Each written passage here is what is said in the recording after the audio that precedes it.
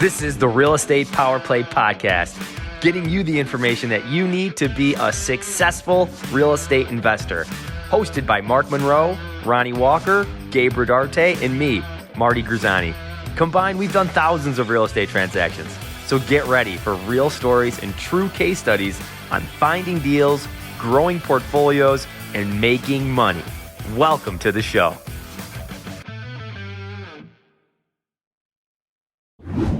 What's up, everybody? This is Gabe with the Real Estate Power Play. We have Mark Monroe with us, and the Dan Caradonna is going to be here with us this morning. We're going to go over some really cool stuff.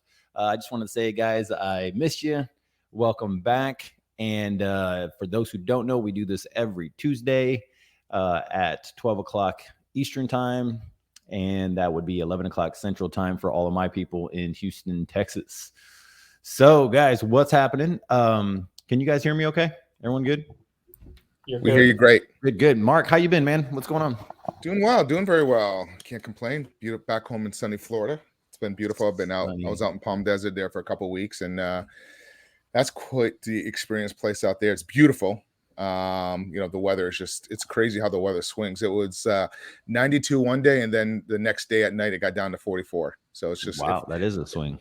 Does yours swing like that out there? Yeah, it takes a couple days to swing that, but it will swing that way. Yeah, very nice. Sure. But other than that, everything's going great.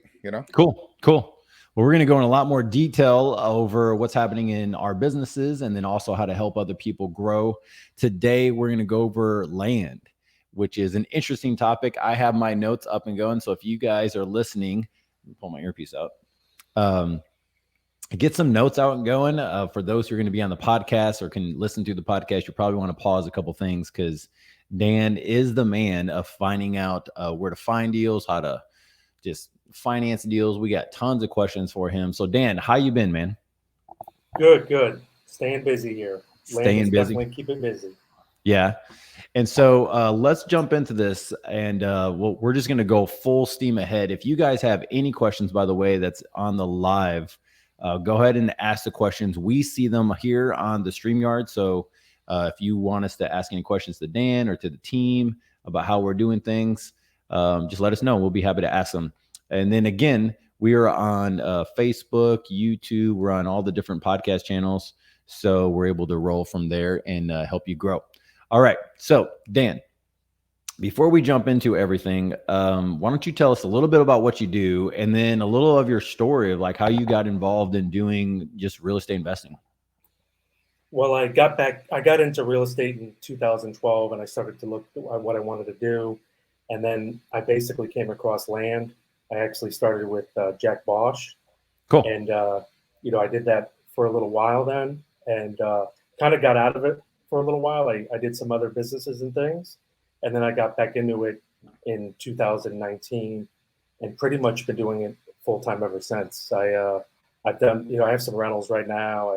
I just sold off a lease option. So I've done some other things, but land just to me always kind of just is where I like to go.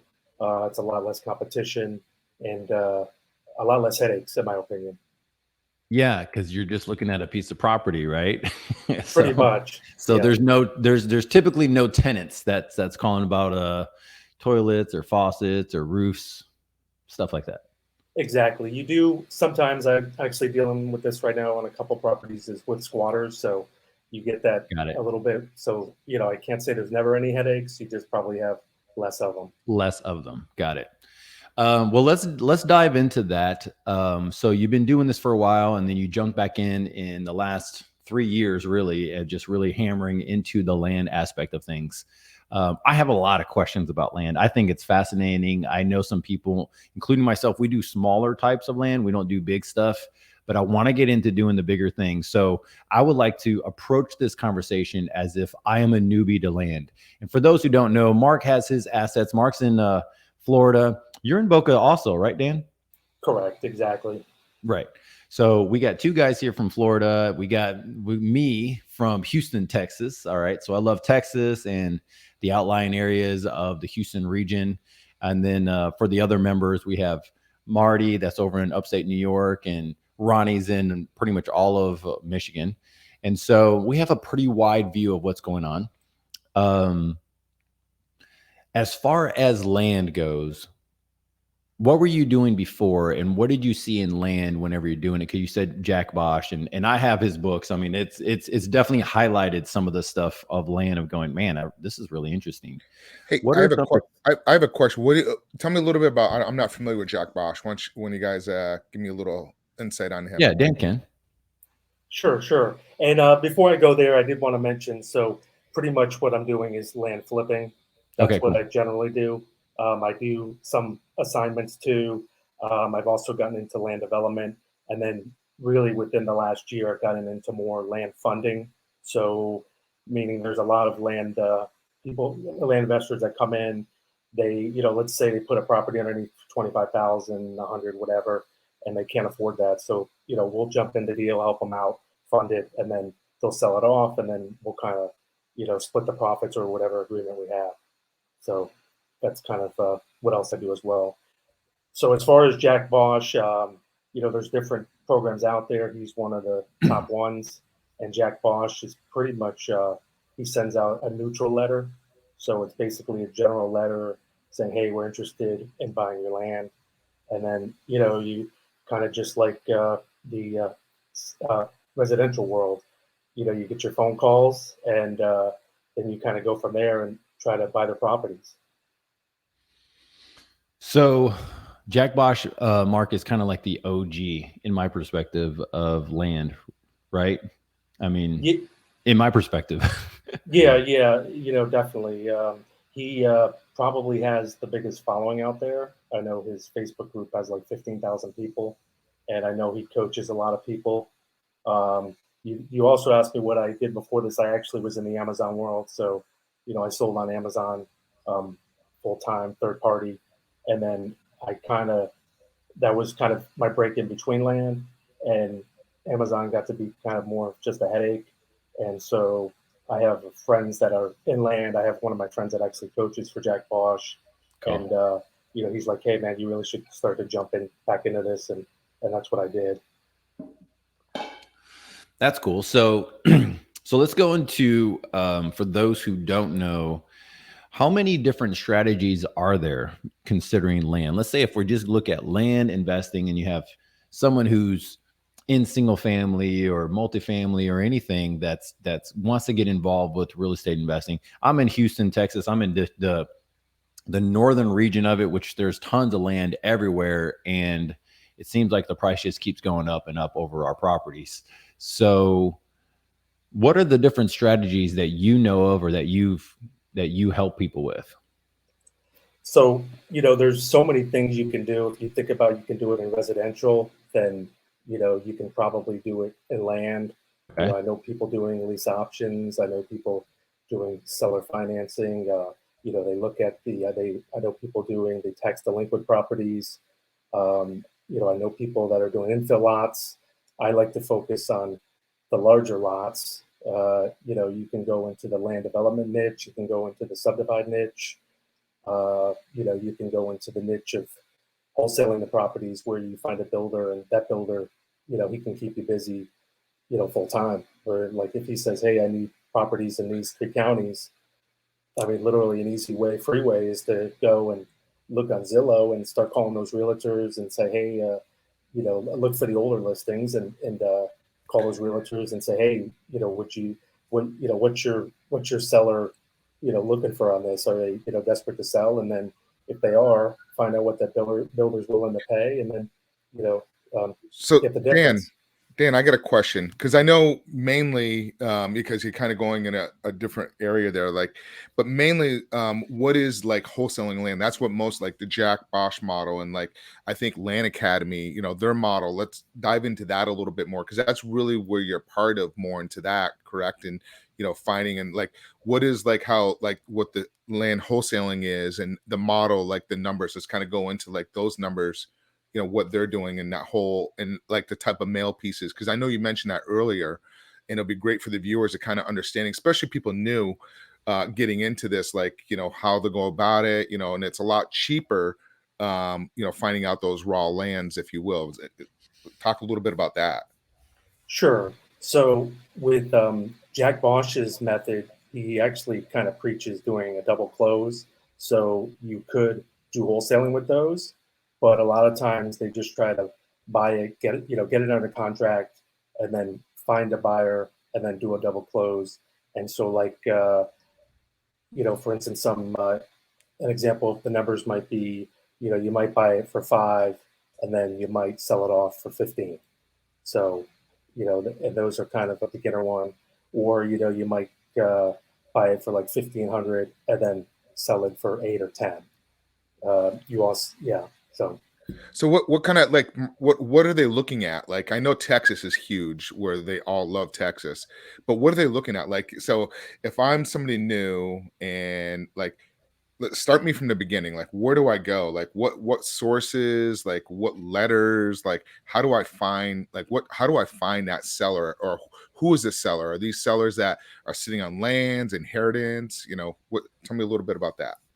Yeah, so you can go that tax delinquent route where you send just the people that are tax delinquent. I don't really focus on that. Generally, most people aren't interested in their land like they are their house. So I look at just kind of regular people that may have had their land for 20 years, 10 years, whatever, and they're paying the taxes and they're really not doing anything with it. And so we'll look at a county and kind of try to figure out if there's a demand there, for people buying land there.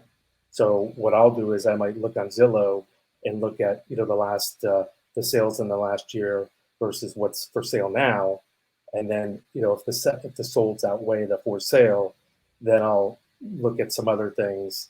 And I like one thing I might do is I might call a realtor and say, hey, look, or are people looking for how are the infill lots doing in this area? Is it a growing area?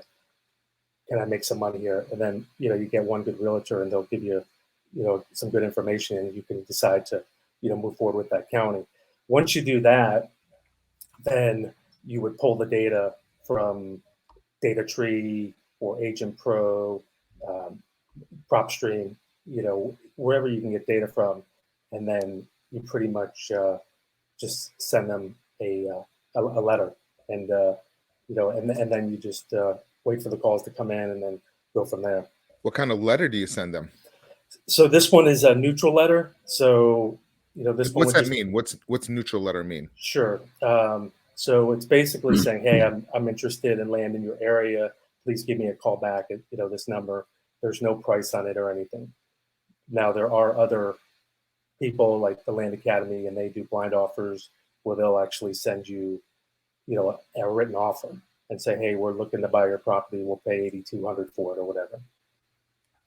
So go ahead. No, and how do they determine like that value, like what they're offering? Sure. So one way you can do it is you can look at Zillow and download all the data, and then pretty much try to figure it out per zip code on how much that valued land is. And then, you may offer anywhere from 10 to 25 to 35% of value. Another good way to find value on land is because right now is kind of a tough time because you go in a lot of areas and the land is overpriced. That you will reach out to a realtor and say, hey, what are the market values of land in this area? But, you have to be careful because one neighborhood could be, different than the next. And then, you start getting to larger acreages, the price most likely is going to go down. So you have a number of factors when you're dealing with this.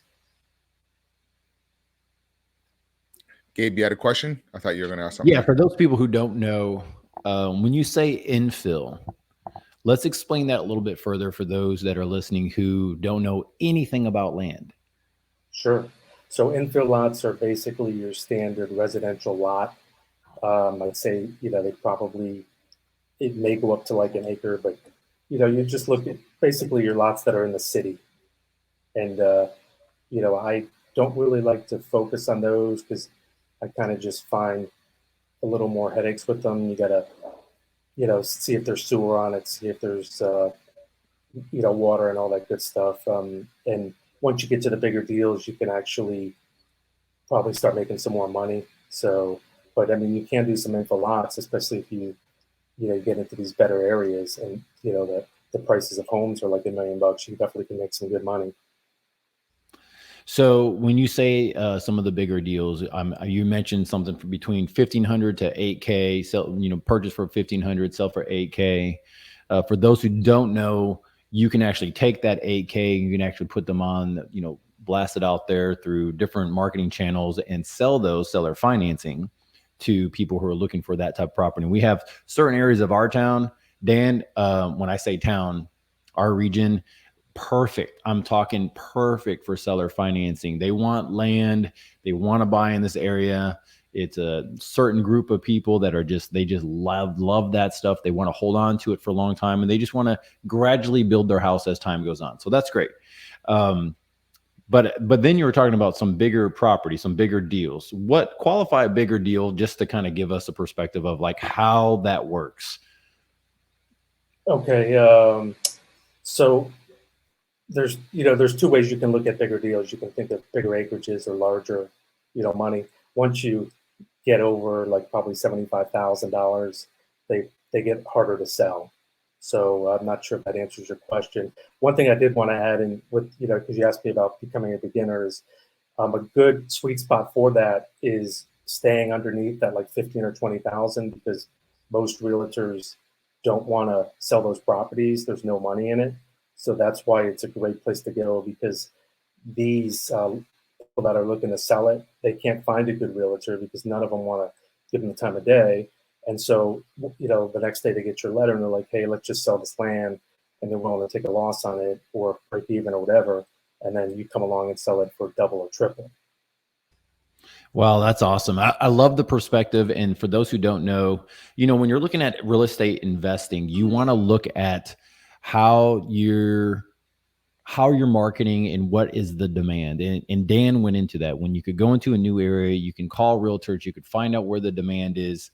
In single family, it's really easy. You could just pull comps, right? And you can go, oh, wow, there's not a lot of comps in this area, or the properties are flying off the shelf and there's 15 days on market or something like that.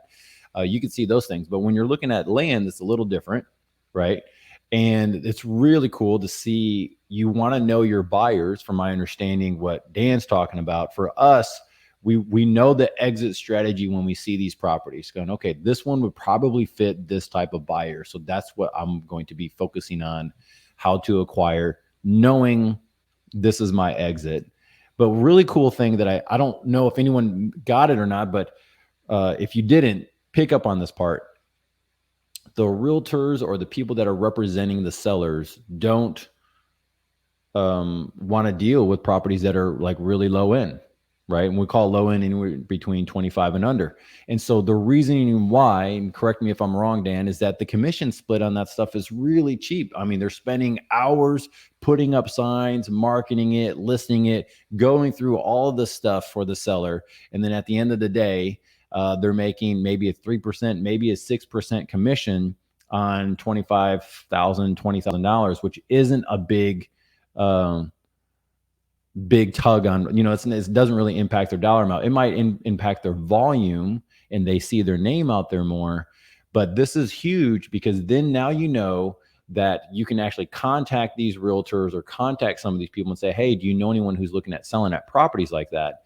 And do you get referrals from people like this, Dan, from realtors are going, you know what, I have a friend or I know somebody who has a property, I don't really want to list it, Sometimes I do. I don't really focus on those anymore. So, but yeah, you do get those.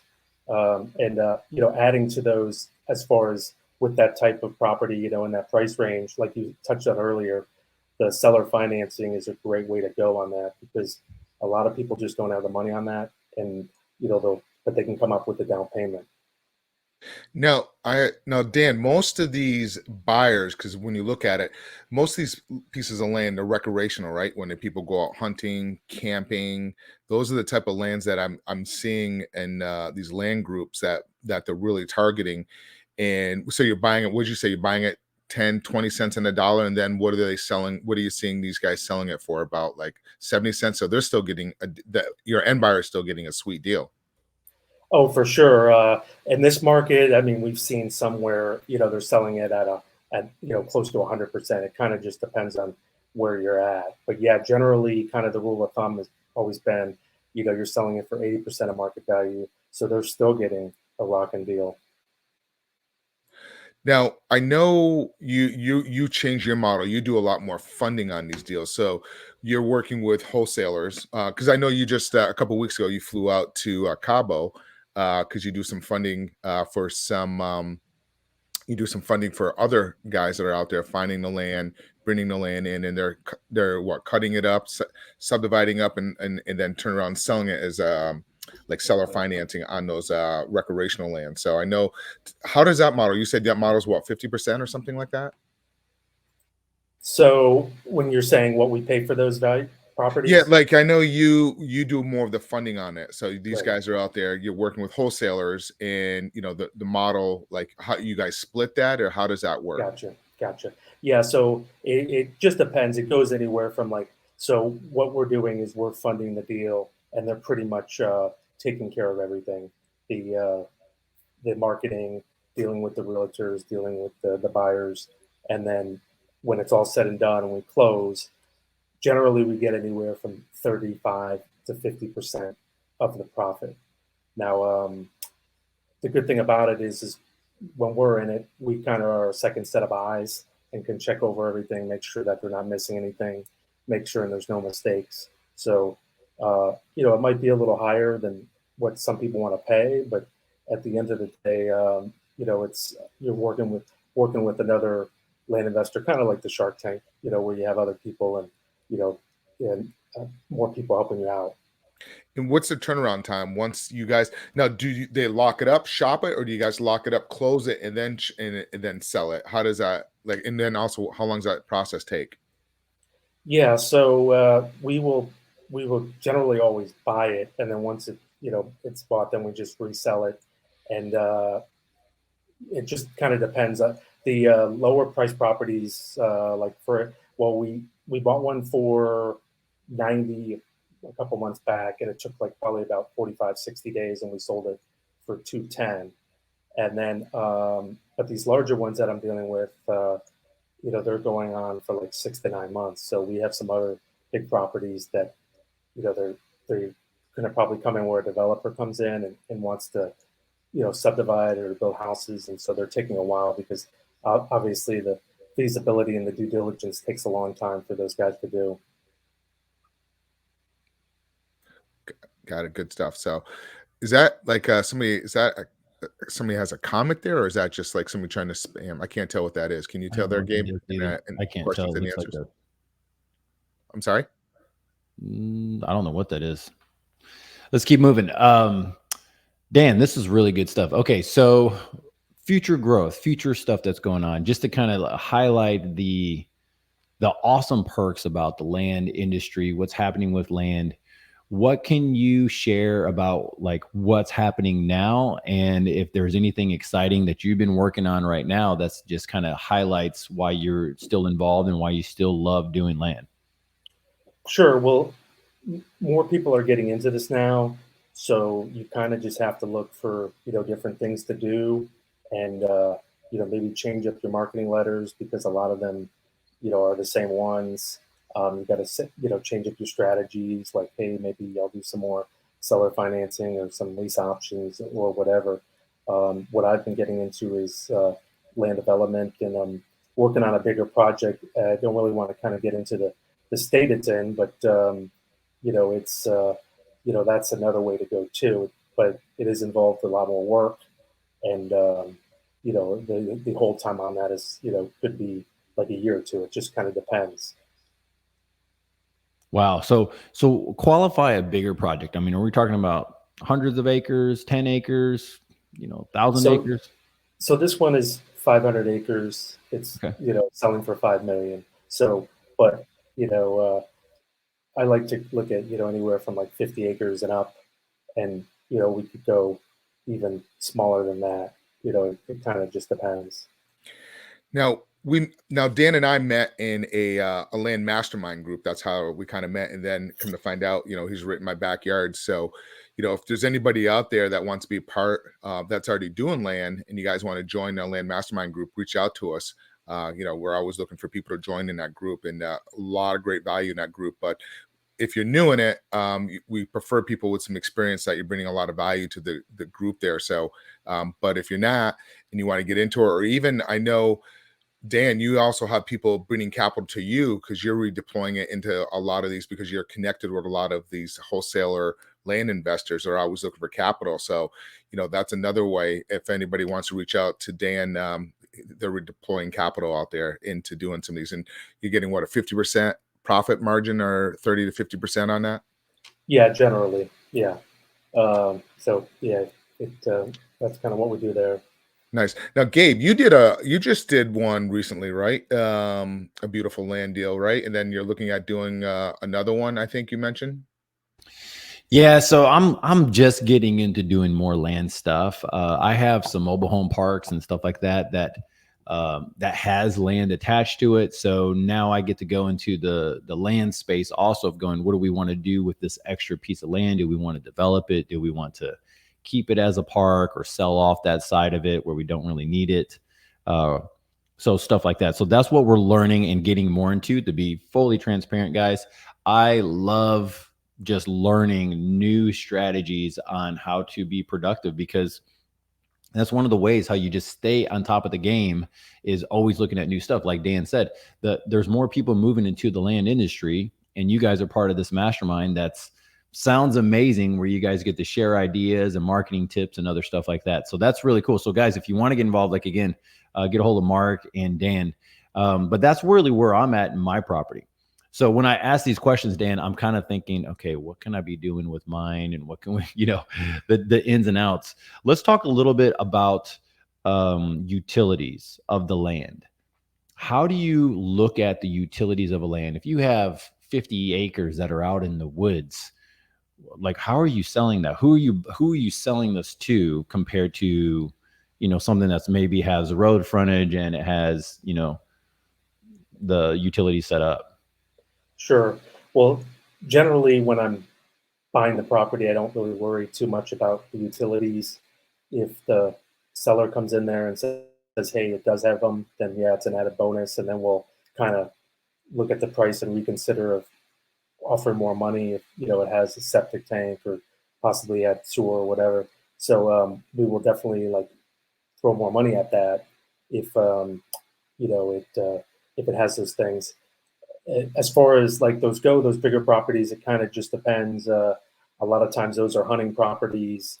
A lot of times they might be recreational properties where, you can take your ATVs out there, or they could be farmland.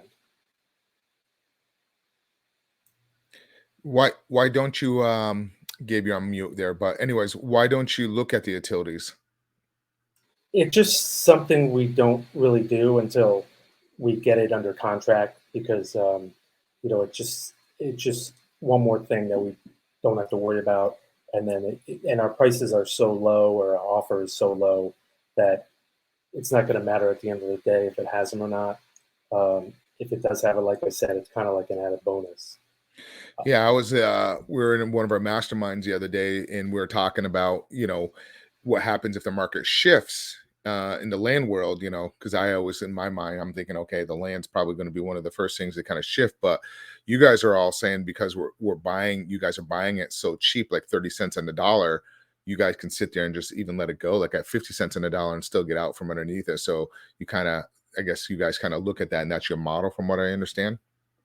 Exactly. Yeah, we generally don't worry about the market too much, because if it tanks, we're buying it so cheap that, hey, if we need to dump it, then we can dump it and still make it money, or even break even. Or we can also look to sell or finance it off if we didn't really plan on that. We still could do that and probably have no problem finding a buyer.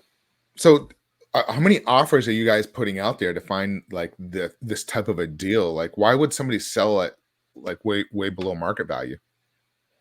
So depending on if you're looking for lower price deals or higher price deals, it's going to be like probably anywhere from like 1,000 to 3,000 letters, and generally per one deal.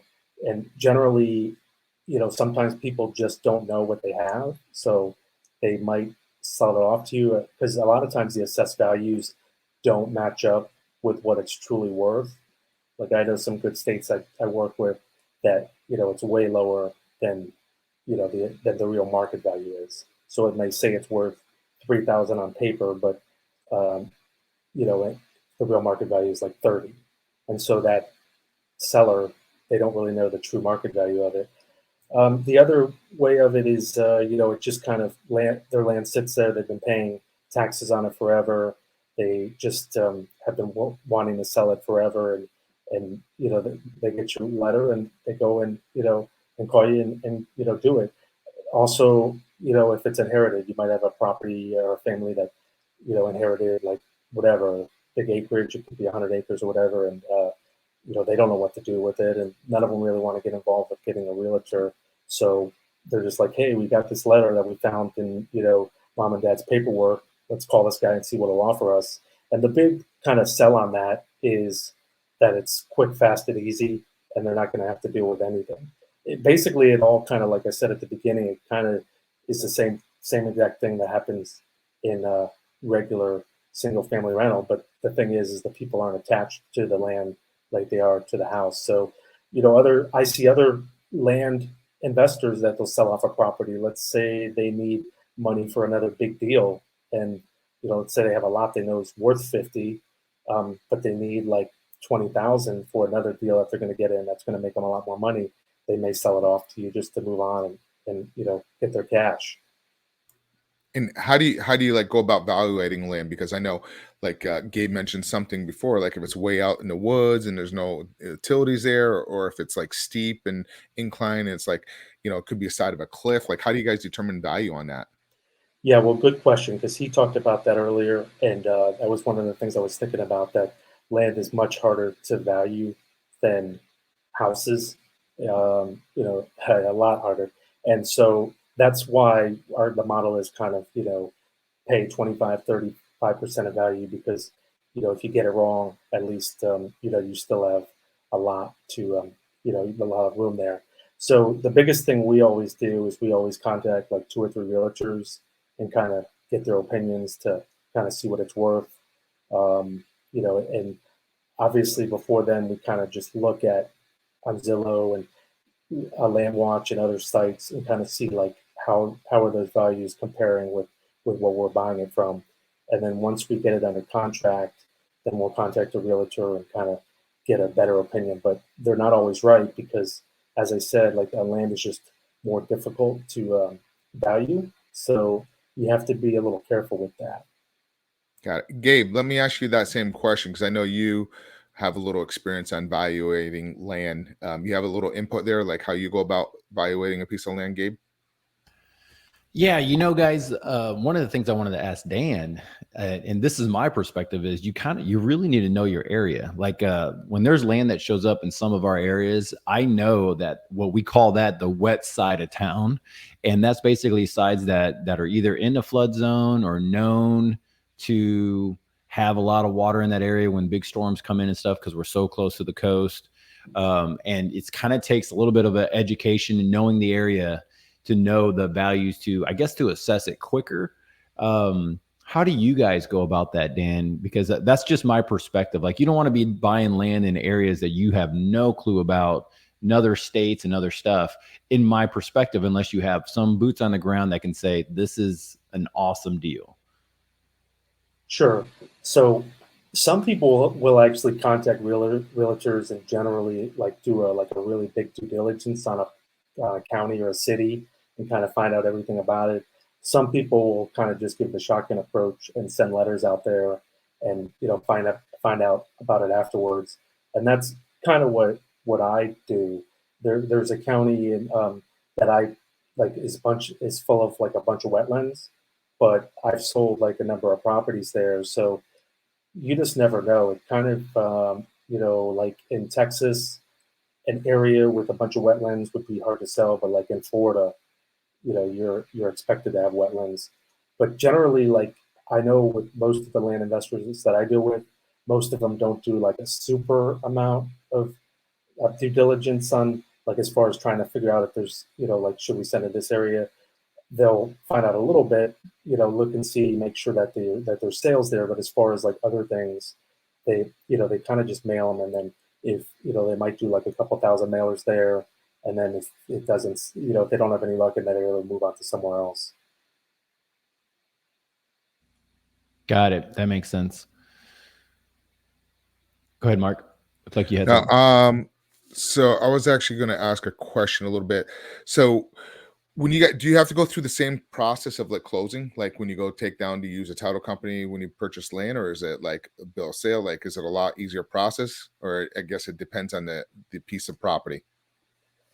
Sure. Well, generally, one of the things I try to sell the buyers on is that we're going to close quickly, and when they try to overcomplicate it, they can. So I just say, hey, look, if you've ever sold a house or bought a house or whatever, like it's going to pretty much be like the same thing.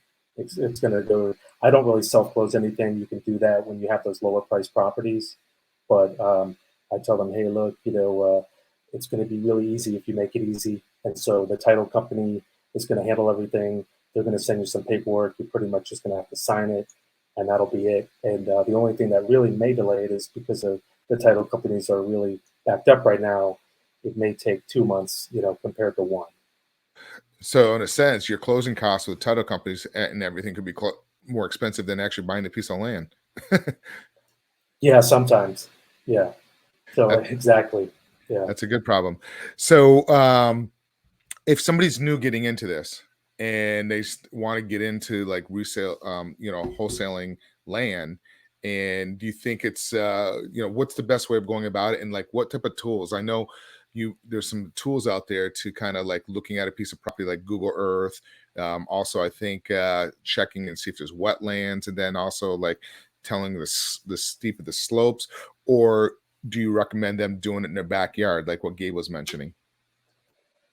I wouldn't really recommend it doing it in your backyard. It really, I mean, yeah, you can do that if you think it's an area that might be good, but you don't have to. I would, like, I live in Florida, and Florida, I don't like the Florida market as far as, selling, as far as buying and selling land. It's just too competitive. Too many people get letters. Too many people think their property is worth $1 million. So I don't send mail here.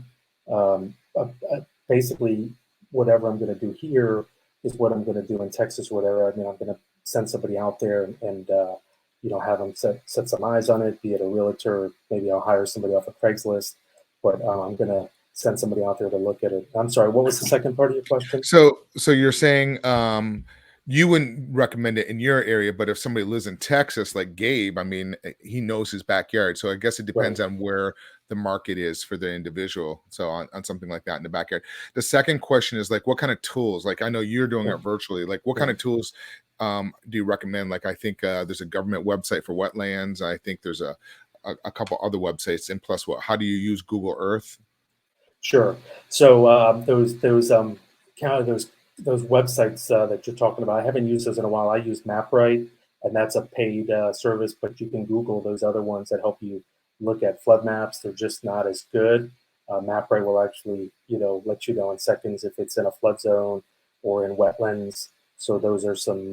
So that's a good one to go off of. And then as far as other websites, I mean, pretty much that's my go-to. I don't really need to go anywhere else to kind of look at it. It'll give me the slope because you can actually put it in 3D mode. It'll give you the contour lines where you can see like, how far, is it, at a 30% grade on that property. And then, you can what's that mean? What's that mean a little bit? So a lot of people listening, contour lines and Sure. So, and you also can use Google Earth to do this. I just don't do that. But so if the property is sloped more than like probably 25 or 30%, then it's going to be harder to sell because you're going to have to pay like a builder to come in there and do, a lot of extra work. I don't even think you can put a driveway on those type of properties. Now, if it was hunting land or, recreational property, that might be a good property for ATVs. That's where you might need to reach out to a realtor and say, hey, can you go out there and look at this? What's your thoughts on this? And then what I like to tell them is, hey, I'm not going to give you what I'm buying it for. Tell me what I think I would sell it for in 45 days. And then, if they say, well, you can probably get, 40,000 for this, and let's say I'm buying it for 10, then I'll be like, okay, well, then maybe I'll move forward with this, and I might probably get a second or third opinion on that. Got it.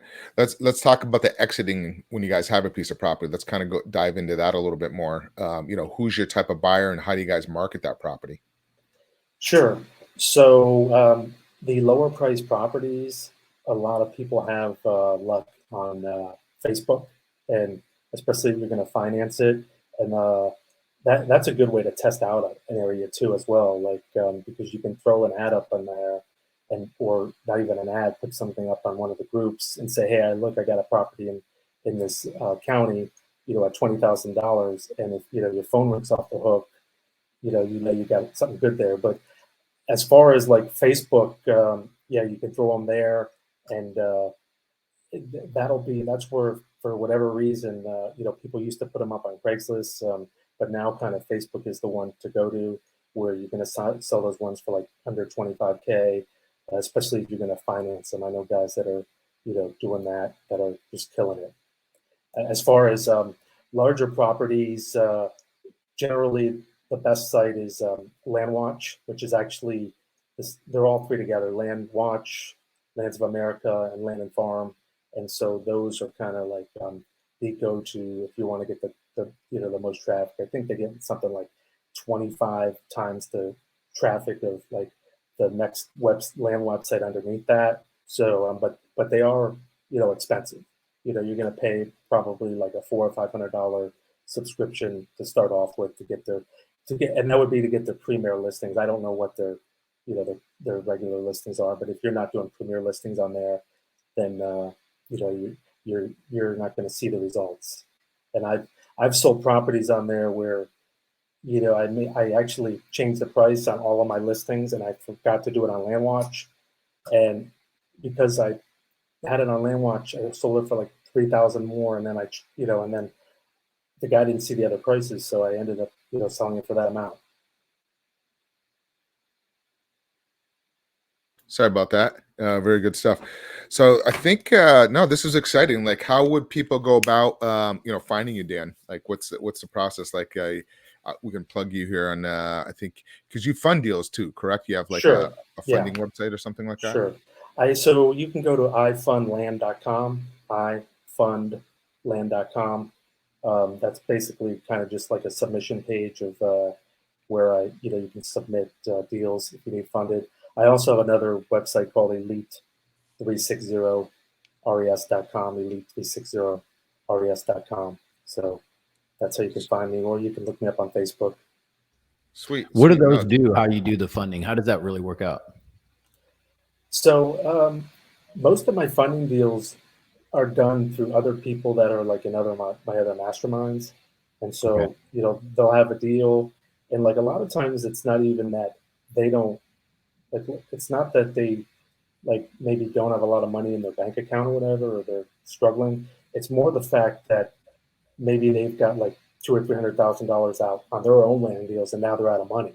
And so, one day they just got another deal in their, in their pocket, and they need money, and they, just a way to fund it, and then, kind of move on to the next one. And that's what a lot of guys that I actually fund deals for, they do the same thing. In fact, I do it too. I haven't had to do it recently, but where I'll need money. So if you could get one good hit, and if it ends up being a large price property, like, you're going to start needing to look for money.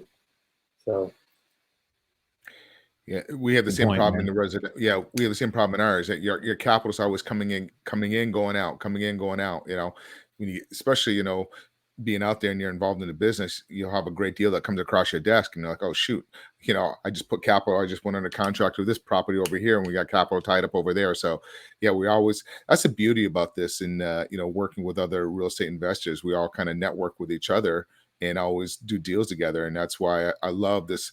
When I first got into real estate years ago, I was like, oh my God, I got to be quiet. I don't want anybody knowing what I'm doing. But in fact, we all kind of work together. There's so much meat in some of these deals. So there's a lot more to go around. So, and it sounds like it's the exact same thing that you're doing there and funding the deal. So that's sweet. That's nice stuff. So, do you recommend somebody new getting into this? Like, how do you like going about it and just starting out? And like, why wouldn't they do an assignment versus a double close? Like when you're getting into this, I'm just curious. You definitely can do assignment. The only thing you risk with that is actually, it's happened to me like a number of times, is where that person gets another letter and it's from, it's for a higher amount, and then, you lose the deal. That's one of the reasons why I left Florida. That actually happened to me. And here, I had it sold actually. I was buying from the guy, I found a buyer, and I was trying to get a hold of him, and he finally returned my call, and he said, "Hey, I sold it to somebody else. So what do you do?" Like, it wasn't like a huge dollar amount. And even if it was, the time to kind of go after them and try to get my money, it's like, just move on to the next deal. But yeah, I mean, assignments are definitely, I've done on ones that I thought were like riskier properties, where like I thought I might have a tough time selling it. And, if I lose the deal, I lose the deal. You also can try to go to areas that are not as heavily mailed and, do an assignment there where like you don't have to worry about as much as like somebody coming away and stealing the property. Good stuff. All right. That makes sense. So I think, we got a lot in. It's pretty straightforward. I like the whole thing on the this whole land stuff, wholesaling. So yeah, it's what's got me intrigued into it. So it's good stuff. And Dan, I enjoyed meeting you. And I think if anybody watching us have any questions, if not, I think we can kind of just pretty much call it a day and end it. And like, as I said, reach out to Dan if anybody. We'll put all his contact information. So go to our Real Estate Power Play website, or actually Facebook page, or our YouTube page. And we'll also plug a lot of this information in the bios in one of the podcasts for this particular episode.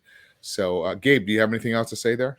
That's it, Dan. I really do appreciate it. My eyes are open to my mind is going. So if I'm quiet because I'm looking at areas that I'm going, oh, I could do this over here, and this is a great tip, and it's just helping me formulate.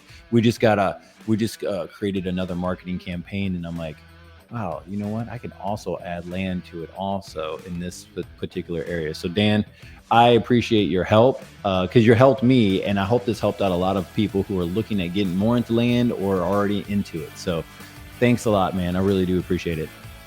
Dan, pleasure. No problem, guys. I appreciate it. All. Thanks for the time. See you guys. Bye. This has been another episode of Real Estate Power Play, guiding real estate entrepreneurs to a brighter future. If you liked what you heard, consider subscribing wherever you listen to your podcast, or follow us on YouTube at Real Estate Power Play.